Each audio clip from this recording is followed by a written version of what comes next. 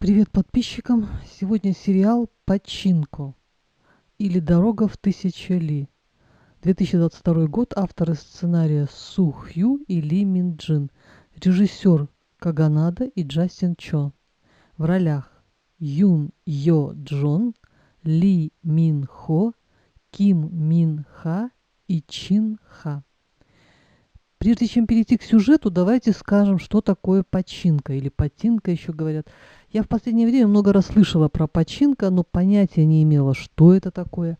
Оказывается, это нечто среднее между игровым автоматом и вертикальным пинболом. И игровой клуб, где играют в починка, тоже обозначают этим словом. Эта игра очень популярна в Японии, так как казино запрещены в Японии. Название игры происходит от японского пачи-пачи, что значит «пощелкивание». Доподлинно происхождение починка неизвестно. Предположительно, первый игровой зал с этими автоматами был открыт в Осаке в начале 20-х годов 20 века. Американцы считают, что починка – разновидность пинбола, который, конечно же, придумали в США. Для игры в починка используют стальные шарики диаметром 11 мм. Цена одного такого шарика в Японии равна 4 йенам. Хотя ни один уважающий себя игрок не покупает шариков менее чем на 1000 йен.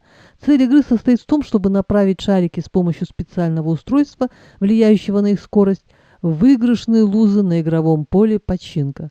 На поле находится масса всевозможных преград, влияющих на траекторию движения шарика, что делает игру починка непредсказуемой. Хотя есть игроки, утверждающие, что при определенных навыках можно гарантированно выиграть в починка. По оценкам, 80% салонов починка в Японии принадлежат этническим корейцам. Теперь сюжет. Если коротко, то это грустная, местами трагическая корейская сага о 4 поколениях, о трудной жизни в эмиграции в период, когда Корея была японской колонией. Ну и сразу чувствуется, что режиссеры американцы корейского происхождения. Как это я почувствовала? Атмосфера реализма, что ли? Актеры совершенно не гламурные, не суетящиеся, без ужимок. Убитые жилища, грязное одеяло. В общем, антураж не причесанный. Не буду пересказывать сюжет, слишком долго, 8 серий, остановлюсь только на тех моментах, которые запомнились. Про ужасы японского колониального гнета говорить не буду, уже 1000 раз об этом говорилось. Я подумала, ну, если так плохо быть корейцем в Японии, почему бы не переехать на Хватерланд, как говорили немцы? Сказать легко, да трудно сделать. В Японии какая-никакая жизнь налажена, а что ждет в Корее, неизвестно. Из роликов на ютубе я узнала, что корейцев в Японии в наше время вынуждают менять корейские имена и фамилии на японские. Чем это объясняют, я точно не помню. Имя менять, адаптировать под среду, я еще понимаю. А фамилию-то зачем? Наверное, чтобы представлять население Японии как единый конгломерат, у них же очень силен корпоративный дух и все такое. Одна из историй, которая мне запомнилась. Бабушка-кореянка, живущая в Токио, отказывалась продавать свой участок земли под строительство, кажется, отеля. И внук с библейским именем Соломон из 4-го поколения семьи, который работал в Нью-Йорке в банке, ради карьеры предложил своим боссам помощь в решении данной проблемы. Первоначально он предложил ей 1 миллиард йен, она отказалась. Тогда он попросил свою бабушку помочь и привез ее в Токио. И вроде они уговорили ее. И вот она приходит в офис для подписания договора. С банковской стороны присутствовало очень много служащих. Дочь говорит, что очень много людей ждет ее, подписывай. И бабка, которая уже собиралась поставить закорючку, произносит свой монолог на корейском.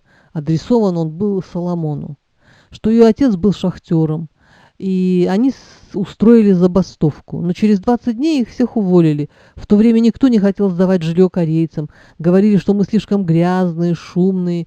И это было правдой, так как 2-3 семьям приходилось тесниться в одной комнате, а аренда была очень высокой. Сидящий рядом японец кладет руку на плечо бабки со словами «все это позади».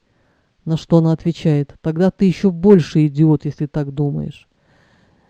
И, обращаясь вновь к Соломону, говорит, они называли нас тараканами, говорили, что нас надо затоптать. Подумай об этом, они говорят о тебе. Ты меня слышал? Что если твоя бабушка сидела перед этими самодовольными рожами? Что если бы она сказала тебе, что она всем своим существом против подписания этих бумаг? Ты бы попросил ее подписать договор? И Соломон, как загипнотизирован, отвечает, «Не надо, не подписывай». Бабка гордо встает и уходит. Сделка не состоялась. Я слышала или читала, что в Японии с этим строго. То есть, если даже один человек не соглашается продать свой участок, с этим ничего не могут поделать.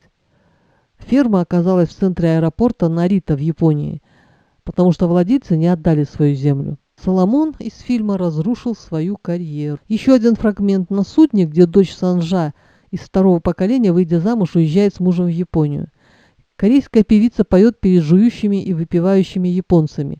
До этого показывают сцену, она сидит за столиком, и рядом сидящий пожилой японец поглаживает пальцем ее обнаженную шею. Она встает, проходит на сцену и поет какую-то классическую оперную вещь. Потом переходит на народную корейскую протестную песню. В трюме, где едет беднота, слышат эту песню и начинают отстукивать ритм. Японцы всполошились, и вдруг певица достает короткий нож и ранит себя в шею, и окровавленная падает на сцену. И эти меняющиеся кадры с протестующей бабкой, не желающей продавать свой дом в наше время, и певица с протестной песней из прошлого очень сильное впечатление производят. Я подумала, да, пока живо поколение, помнящее это, примирение не состоится. И последний эпизод из серии «Дискриминация». Сводная сестра, умирающая от СПИДа, говорит Соломону: «Тебе никогда не стать одним из них. Даже в этой модной одежде с ученой степенью они будут всячески убеждать, что у тебя есть шанс. Но не обманывай себя». Имела ли в виду она японцев или американцев? Ну, какое это имеет значение? Выводы, как говорится, делайте сами. На этом на сегодня все. Всем пока. Всем здоровья и удачи.